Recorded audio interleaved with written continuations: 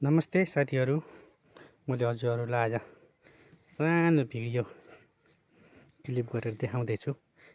यो हाम्रो सानो करेसाबाली आलु यस्तो भइरहन् भने यता हाम्रो सूर्यमुखी फुल, त्यहाँदेखि हामीले तारामण्डल भन्ने गर्छौँ, त्यो फुल पनि राम्रै भएको छ साथीहरू।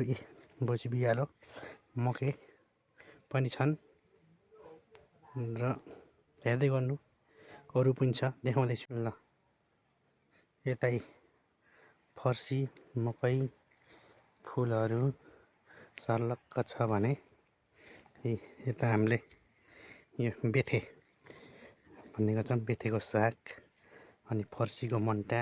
हेर्नुहोस् फर्सी यति राम्रो भएको छ, फुल करेसाबारीमा यस्तो ट्याक्क मिलाएर हेर्नुहोस्। अनि यसलाई यता हामीले सम्फोको साग पनि छ, यहाँ पनि फुलिसकेको छ भने यता देख्न सक्नुहुन्छ। हाम्रो जिरा धनियाँ सर्लक्क धनियाँ पनि भइरहेको छ, के कस्तो छ हजुरले कमेन्ट गर्न नबिर्सिनु होला।